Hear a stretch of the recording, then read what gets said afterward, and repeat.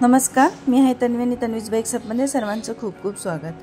तर आज आपण बनवत आहोत डच चॉकलेट फ्लेवर केक। आणि हा केक बनवण्यासाठी मी पहिला तयार करून घेतलेला स्पॉन्ज, त्याला 3 लेयर मध्ये कटिंग करून घेतला आणि सोकिंग साठी यूज केलेला आहे शुगर सिरप। आणि आपण शुगर सिरप सोकिंग केल्यानंतर त्याला मी गनाश स्प्रेड करते आणि डच क्रीम लावून घेते, स्प्रेड करते आणि त्यावरती मी पुन्हा गनाश आणि नंतर चोको चिप्स असं फिलिंग मध्ये करते। आणि नंतर मी स्पॉन्ज ठेवून घेते आणि स्पॉन्जला मी पहिले साइडने पॅक करून घेते आणि नंतर वरती शुगर सिरपने पुन्हा सेकंड लेयरला सोकिंग करते।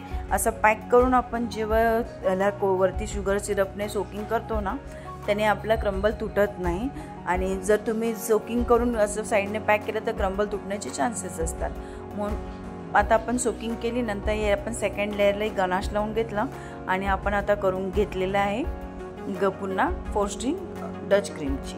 आणि आता फिलिंग मध्ये यूज करणार आहे मी पुन्हा गनाश आणि choco chips.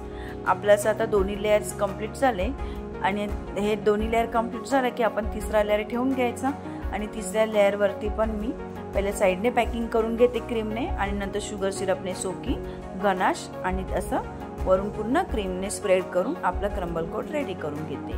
Crumble coat ready झाल्यानंतर 10 ते 15 मिनिटांसाठी त्याला आपण केकला ठेवून द्यायचं सेट व्हायला।